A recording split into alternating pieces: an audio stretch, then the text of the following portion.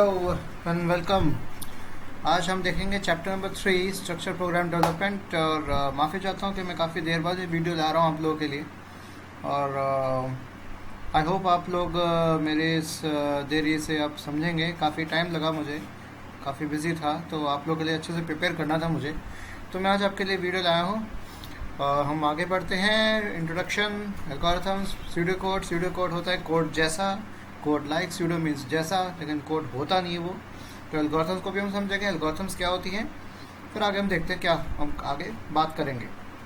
हमें 9 topics cover करेंगे इसके अंदर टोटली, तो ज़्यादा देर ना करते हुए हम आगे बढ़ते हैं। अब हम बात करना चाह रहे हैं कि भाई राइट प्रोग्राम लिखने से पहले क्या होता है, कि हमें एक प्रोग्राम की अंडरस्टैंडिंग होनी बहुत ज़रूरी होती है। जैसे कि प्रोग्राम की हमें अंडरस्टैंडिंग होनी बहुत ज़रूरी है। हमें पता होना चाहिए कि प्रोग्राम बना रहे हैं तो क्यों बना रहे हैं। फिर उसके बाद एक प्लान्ड अप्रोच होती है। हम कुछ प्लानिंग करते हैं, कुछ उसको देखते हैं कि पहले स्तर पे क्या होगा, दूसरे स्तर पे क्या होगा, तीसरे स्तर पे क्या होगा। इस तरह से हम उसको प्रोग्राम को धीरे धीरे करते हैं ताकि हम एक प्रॉब्लम को सॉल्व कर सकें। एक कोई टास्क अगर हमारे पास है उसको हमें परफॉर्म करना है तो किस तरह से कर सकते हैं उसको। लेकिन जब प्रोग्राम लिखने वाले होते हैं, हम जब लिख रहे होते हैं तो हमें पता होना चाहिए कि हमें कौन से बिल्डिंग ब्लॉक्स से, कौन से हमें डॉट्स, कौन से हमें कैरेक्टर्स, कौन से हमें ब्लॉक्स की ज़रूरत पड़ती है, कौन से हमें, जैसे अगर हम बिल्डिंग बना रहे हैं तो हमें पता होना चाहिए कि कौन से ईंटों की ज़रूरत पड़ेगी उस बिल्डिंग को खड़ी करने के लिए, तो कौन से अवेलेबल हैं मेरे पास, उनका इस्तेमाल हम कर सकते हैं। और ऑब्वियसली हमें अच्छी प्रोग्रामिंग प्रिंसिपल्स का कुछ इस्तेमाल करना पड़ेगा। भी प्रिंसिपल्स क्या हैं कि आप प्रॉपर एक कोड को फॉलो करें, स्पेसेस दें, प्रोग्राम को थोड़ा अच्छा सा दिखाएं, स्पेशियस हो, हैफेजर्ड और गिच्चा पिच्चा प्रोग्राम ना बनाएं, जिससे मतलब जो पढ़ने वाला है उसको भी समझना है कि क्या लिखा क्या है, और जिसने बनाया तो खैर उसको तो खैर समझ आएगा, लेकिन जिसने नहीं लिखा उसको भी समझना आया तो फिर उस प्रोग्राम का कोई फ़ायदा नहीं है। आगे बढ़ते हैं। एल्गोरिथम्स की बात कर रहे हैं। एल्गोरिथम्स क्या होते हैं? कुछ कंप्यूटिंग प्रॉब्लम्स होती हैं, ऐसी प्रॉब्लम्स, ऐसे परेशानी, ऐसे प्रश्न जो इनका हल निकाला जा सकता है कुछ एक्शंस के द्वारा, कुछ काम करने के द्वारा, और हम उसको सॉल्व कर सकते हैं। एक सीरीज़ ऑफ एक्शंस होते हैं, किसी स्पेसिफिक ऑर्डर में उसको हम सॉल्व कर सकते हैं। और हम देख सकते हैं कि किस तरह से होता है ये। मैं एक मिनट आप लोग के लिए अपना आपको दिखाई देता हूँ।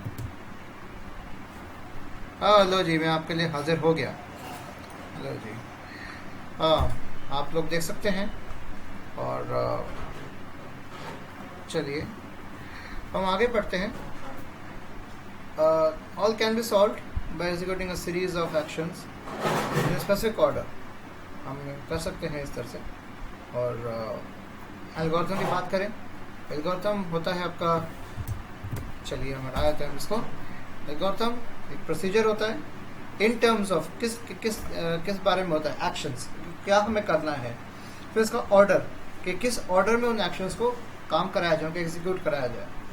तीसरी चीज़ आती है इसके अंदर प्रोग्राम कंट्रोल, कि हमें ऑर्डर बताना पड़ता है कि किस ऑर्डर में वो स्टेटमेंट्स एग्जीक्यूट होगी, क्योंकि एक्चुअल में एल्गोरिथम जो हमने स्टेप्स लिखे हैं उसको हमें प्रोग्राम से कन्वर्ट करना होता है।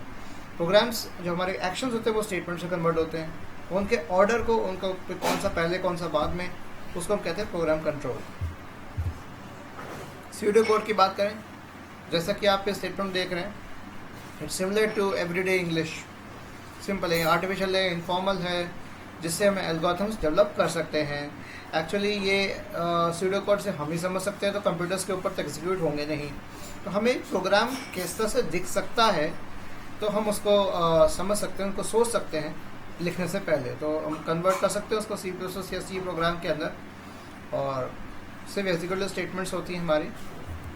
आगे बढ़ते हैं। कंट्रोल स्ट्रक्चर्स की बात करें, बहुत इंपॉर्टेंट टॉपिक है। कंट्रोल स्ट्रक्चर्स में पहली बात आती है सीक्वेंशियल एग्जीक्यूशन, कि अगर एक स्टेटमेंट्स एक के बाद एक हैं तो जिस ऑर्डर में लिखा गया उसके बाद वो होगा। जैसे स्टेटमेंट नंबर 1 होगा, उसके बाद 2 होगा, फिर 3 होगा, 4 होगा, तो 1 2 3 4 एक सीक्वेंस में चलेगा। जो ट्रांसफ़र ऑफ कंट्रोल की बात कर रहे हो, उसमें हो रहा है ट्रांसफ़र ऑफ कंट्रोल में हमने पहले एक आपको हमने डिस्कस किया था, या हम आके मैं एक वीडियो अलग से लेकर आऊँगा। गो टू स्टेटमेंट होती है, तो उसका जो ओवर यूज़ है, काफ़ी ज़्यादा जो उसका यूसेज है, तो काफ़ी प्रॉब्लम क्रिएट करता है उस चीज़ पे।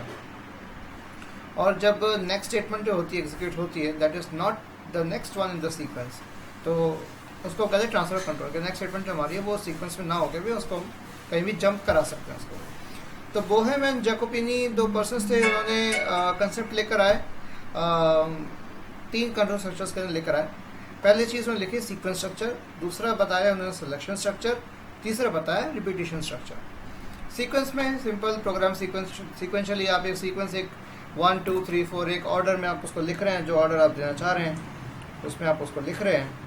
और सिलेक्शन स्ट्रक्चर्स में आ गया इफ एल्स से किसी कंडीशन के ऊपर, अगर if this condition is true तो उसके बाद आप जो कर रहे हैं स्टेटमेंट 1 एग्जीक्यूट करें, एल्स अगर कंडीशन फॉल्स है स्टेटमेंट 2 एग्जीक्यूट करें, या switch between the other many statements, various statements के बेस्ड ऑन द वेरिएबल कि हम उसको स्विच कर सकते हैं, क्या वो उसके बराबर है, क्या उसके बराबर है, क्या उसके बराबर है, हम आगे और उसके प्रोग्राम्स देख सकते हैं। रिपीटिशन की बात करें तो रिपीटिशन 3 टाइप के होते हैं जिनको हम लूप्स भी कहते हैं, और वाइल, डू वाइल और फॉर, इनको सी कीवर्ड्स में भी आते हैं। ये सारे जो हमने लिखे हैं बोल्ड किए हुए, this are all C keywords. Flow chart का बेस्ट एग्जांपल अगर आप याद करें तो फ्लो चार्ट ही होता है।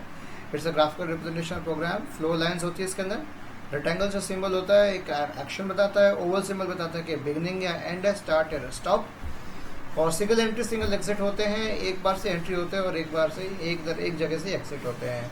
तो इससे हमारे प्रोग्राम्स काफ़ी आसान बनाया था कैसे उसको बिल्ड किया जा सकता है। इफ स्ट्रक्चर की बात करें, इफ आता है सिलेक्शन स्ट्रक्चर के अंदर, और इसका स्यूडो कोड होता है। जैसे अगर हम if students grade is greater then और इक्वल टू 60 प्रिंट पास्ट, ये एक स्यूडो कोड है, ये एक प्रोग्राम कोड नहीं है जो इसको कंप्यूटर नहीं समझ सकते, इसको हम समझ सकते हैं। इंग्लिश पार्टली इंग्लिश लैंग्वेज में होता है तो उसको समझ सकते हैं। और इफ कंडीशन ट्रू तो प्रिंट करेगा स्टेटमेंट को और प्रोग्राम नेक्स्ट स्टेटमेंट में बढ़ जाएगा। अगर फॉल्स होगा तो प्रिंट स्टेटमेंट जो हो गई वो इग्नोर हो जाएगी और फिर आगे बढ़ जाएगा। अब indenting makes programs easy to read. अगर जैसे उसको हम इग्नोर इंडेंट करना मतलब उसको शिफ्ट कर दे, जैसे हम जैसे इफ लिखा और नीचे जो स्टेटमेंट है उसको हमने 2 स्पेस देके हम स्पेस लेके प्रिंटफ इस तरह से लिखा, ताकि हमें पता लग रहा है कि प्रिंटफ इस इफ का पार्ट है। तो स्यूडो कोड स्टेटमेंट इस ई के अंदर इस तरह से हो रहा है। अगर जैसे स्टूडेंट ग्रेड जो है वो greater than equal to 60, printf का तो पास्ट तो उसने कर दिया, तो C code corresponds closely to the pseudo code. तो इस तरह से हमारे मैचिंग हो रही है। तो ये एक्चुअल कोड है ये हमारा, और ये हमारा स्यूडो कोड है। आगे बढ़ते तो अब इसको हम फ्लो चार्ट से देख सकते हैं बहुत आसानी से। देखिए अगर कंट्रोल स्ट्रक्चर हमारे यहाँ आ रहा है, यहाँ पर डिसीजन हो रहा है कि ग्रेड क्या 60 या 60 से अबव है, अगर ट्रू है तो पास प्रिंट करें, फॉल्स है तो आगे बढ़े। तो ये इस चीज़ को आप कम्प्लीटली इग्नोर कर जाएगा। जीरो डिसीजन जो होगा 0 है मतलब फॉल्स है, नॉन जीरो है तो ट्रू है। एग्जाम्पल हो गया 3 - 4 इज ट्रू, तो बिकॉज नॉन जीरो नंबर है।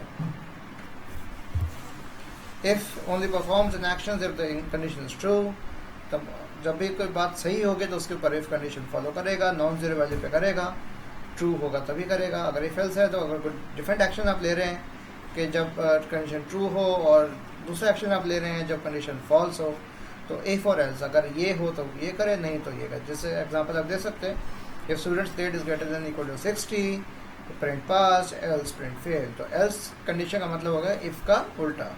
तो स्पेसिंग और इंडेंटेशन कैसे कन्वेंशन कैसे काम आ रही है, this is the example of a good programming principle.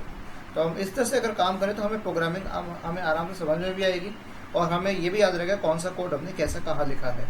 तो एरर्स भी हमारे नहीं आएंगे, एरर्स आने के चांसेस और एरर्स कमिट करने के चांसेस बहुत कम हो जाएंगे, काफ़ी हद तक कम हो जाएंगे। तो ये हमारा सी कोड है। आप देख सकते हैं कि स्यूडो कोड और सी कोड किस तरह से हो रहा है। अब बात करते हैं इफ एल्स सिलेक्शन स्ट्रक्चर की। सिलेक्शन स्ट्रक्चर सिंपल है। इफ एल्स अगर ग्रेटर देन 60 है, जैसे हमने पिछले एग्जांपल में देखा, तो उसको ट्रू पास कर दिया, फॉल्स कर दिया फेल्ड, और वापस चला गया। ठीक है, तो उसके ट्रू या फॉल्स के अंदर हमने उसको बता दिया कि आप ट्रू है तो ये करें, नहीं तो पिछली बार हमने नहीं दिया था। ट्रू में तो करेगा, फॉल्स में कुछ नहीं करेगा, सीधा आगे बढ़ेगा, इग्नोर करेगा। हमने कहा कि फॉल्स में आप ये भी दीजिए। तीसरी चीज़ अब यहाँ पर आती है, बहुत ही इंपॉर्टेंट है, टर्नरी कंडीशनल ऑपरेटर। इसमें हमारे 3 आर्गूमेंट्स आते हैं। इसमें कंडीशन, पहली बात अगर वैल्यू दें उसके ट्रू, फिर वैल्यू दें उसकी फॉल्स अगर फॉल्स है तो। जैसे कि एक स्यूडो कोड लिखा हमने इस तरह से कुछ, जैसे प्रिंटफ दिया कुछ %s, मतलब हमें उस एस में स्ट्रिंग हमें प्रिंट करनी है।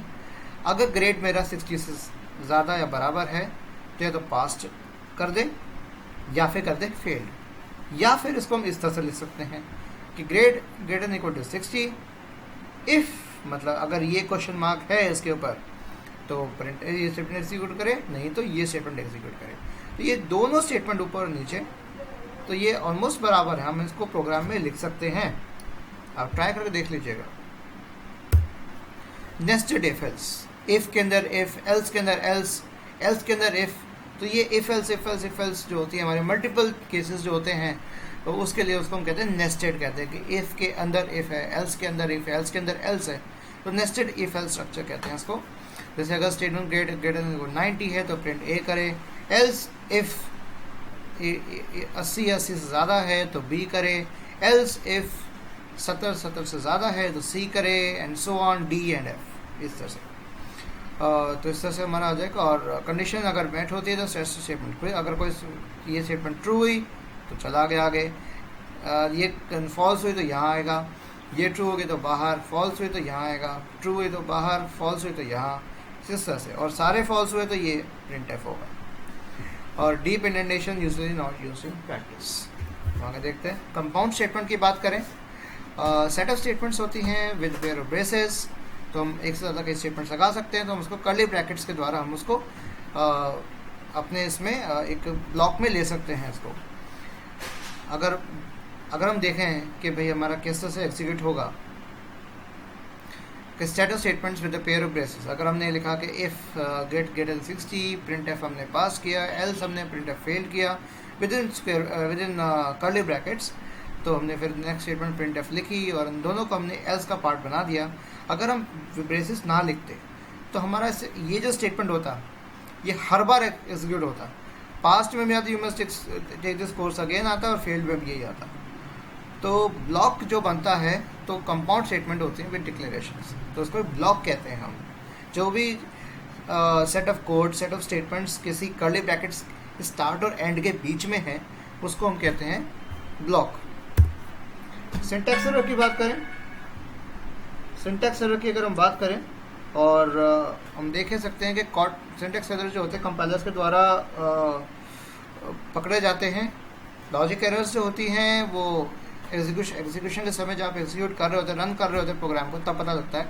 नॉन फेटल तो होती है कि जब प्रोग्राम रन हो जाता है और लेकिन उसका आउटपुट इनकरेक्ट हो जाता है, आप जो ऐसा आउटपुट चाहते हैं वैसा नहीं मिल पाता। फेटल कब होता है जब प्रोग्राम अपने आप एग्जिट हो जाता है, अपने आप ही बंद हो जाता है बीच में से।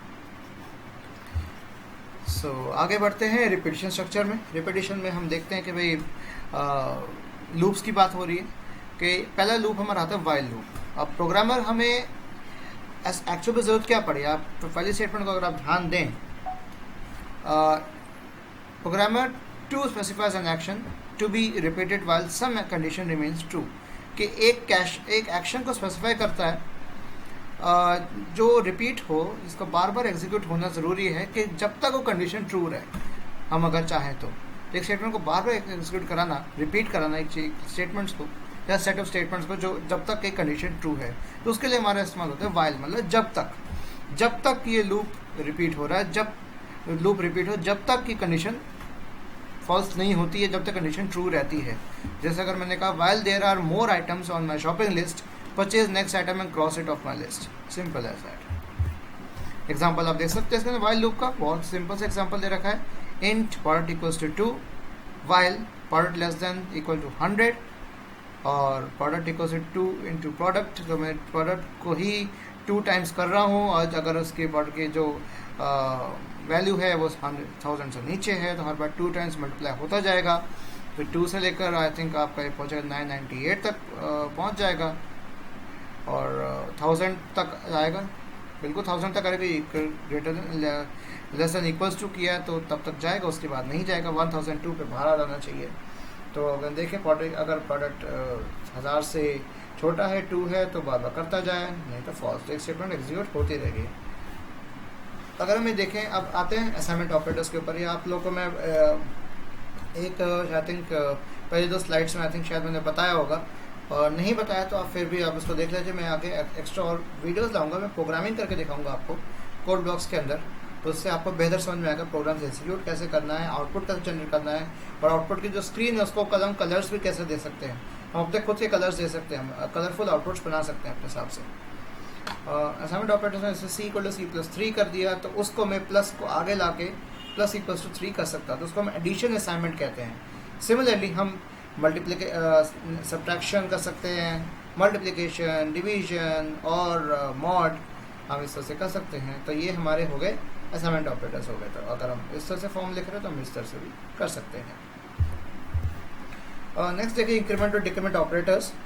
इंक्रीमेंट ऑपरेटर हो गया प्लस प्लस और C+=1 की तरह हो सकता है, क्योंकि एक का इंक्रीमेंट हो रहा है।